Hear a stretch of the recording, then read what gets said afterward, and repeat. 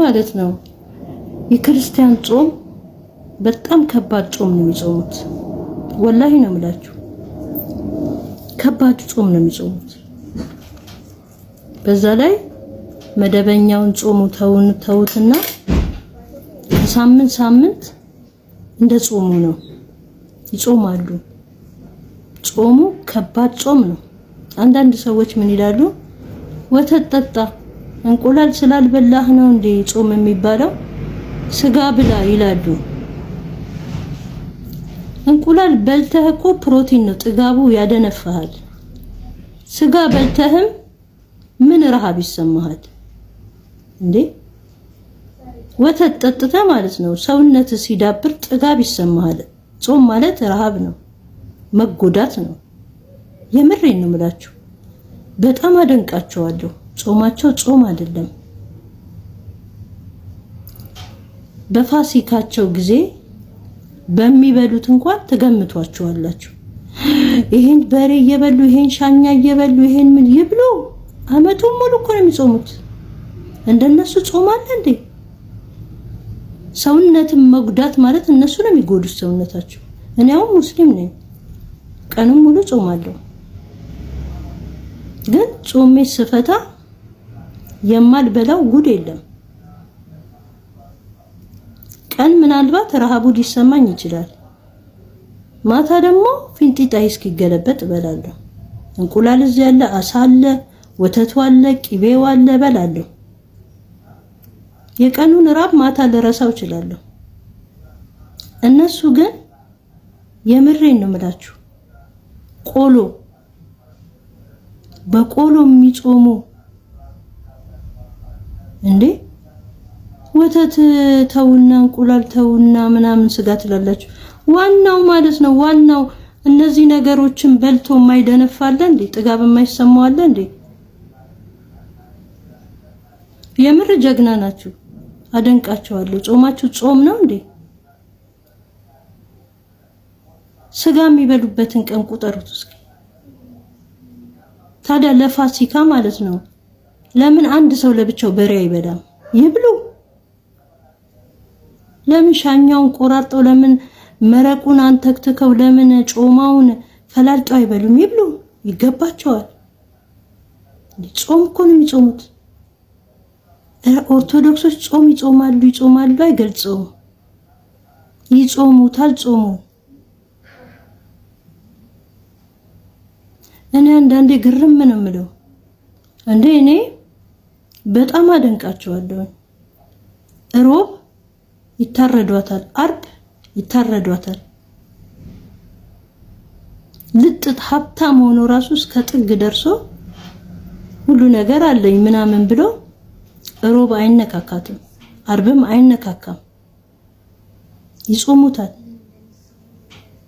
ነፍሳቸውን ያሸንፉታል። በጾም ነፍሳቸውን ያሸነፉ ማለት እነሱ ናቸው። ያሸንፉታል። አሁን በእኛ ከረመዳን በኋላ ሐሙስና ሰኞ ይጾማል።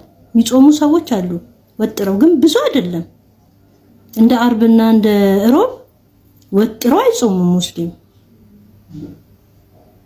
ክርስቲያኖች፣ የኦርቶዶክስ ልጆች ብርታቱን ይስጣችሁ፣ አቅሙን ይስጣችሁ። እውነቴን ነው የምላችሁ። እኔ ጾማችሁን በጣም አደንቀዋለሁ። ዋና ከሚባል ነገር ነው የሚጾሙት እኮ። በቃ በህይወትህ ላይ ሳይንስም የጻፈው በዚህ ምድር ላይ ስትኖር ሰውነትን የሚጎዳውን ነገር መርጠው ነው የሚጾሙት። ቀላል ይጾማሉ፣ ቀላል ይራባሉ እንዴ? እስኪ ዘንድሮ ደግሞ ጾማችን አንድ ላይ ገጥሟል። ፈጣሪ ደግሞ የምህረት ጌታ ነው፣ አዛኝ ነው፣ ደግ ነው። ምን ጊዜም ፈጣሪ ለባሪዎቹ ለፍጡሮኖቹ ያዝናል። ይዘንልን፣ አገራችን ሰላም ያርግልን። እናንተም በጸሎታችሁ እኛም በጸሎታችን አገራችን ሰላም እንድትሆን መጪው ጊዜ ደግሞ የደስታ ፍቅር የምንዋደድበት እንደ ድሮ ፍቅራችን ተመልሶ ስለ ሃይማኖትና ስለ ዘር ሳንሰብክ ስለ ህይወት፣ ስለ ደስታ፣ ስለ ትውልድ፣ ስለ ጸሎት፣ ፈጣሪን ስለ መገዛት የምንኖርበትን ዘመን ያምጣልኝ ይላሉ። በጣም ነው የምወዳችሁ፣ በጣም ነው የማከብራችሁ። ሰላማችሁ ይብዛ የሀገሬ ልጆች።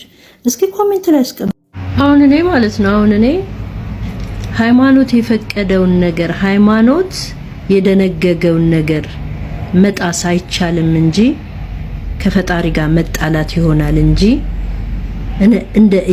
እንደ ኢስላም ወንዶች 2-3 የሚያገቡትን ነገር አስቆም ነበረ ማስቆም ቢቻል። በተለይ ኢትዮጵያ ውስጥ ያሉ ወንዶችን አስቆም ነበረ። የምሬን ነው የምላችሁ። እንደ ሃይማኖታችን እንደ ህጋችን አንድ ወንድ ልጅ ሁለተኛ ሴት ሲያገባ መስፈርት አለው። አላህ ያለ ምክንያት አይደለም ይሄንን የጋብቻ ስነ ስርዓት ያስቀመጠው።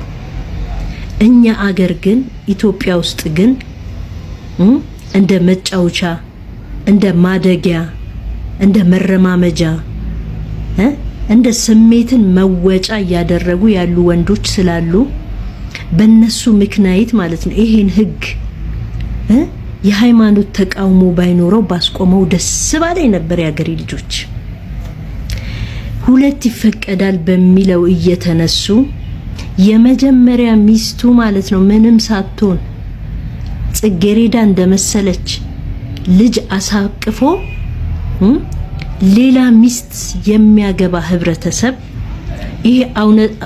ይሄ አሁን እውነት ሃይማኖት የፈቀደልኝ ነው ሊለኝ ነው? ሃይማኖት የፈቀደለት እኮ ሚስቱ ላይ ችግር ቢኖር ወይንም ደግሞ ማስተዳደር ሲችል ሁለቱንም ማስደሰት ሲችል ነው።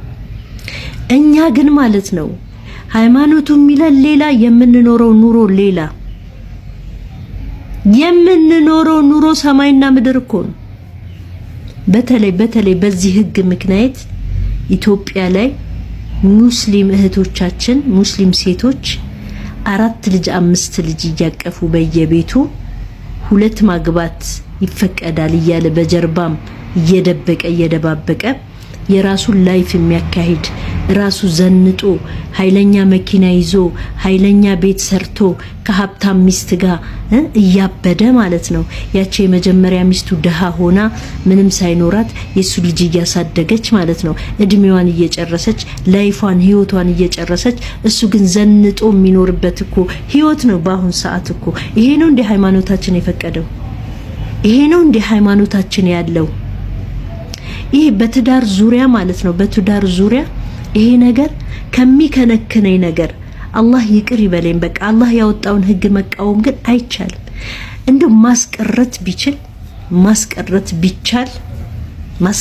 ቢቻል በተለይ አልኳችሁ ሌላ ሀገር ላይ አይደለም ኢትዮጵያ ላይ ያሉ ሙስሊም ወንድሞቻችን እንኳን ለሁለተኛ ሚስትነት ለአንድ ሚስት ራሱ ብቁ አይደለም። በህጉ መሰረት በደንቡ መሰረት ሃይማኖቱ በሚለው መሰረት ብቁ አይደሉም። አንደኛ ከማስተዳደር፣ ሁለተኛ ከጸባይ፣ ከአህላቅ፣ ካስተሳሰብ፣ የሚስት አያያዝ።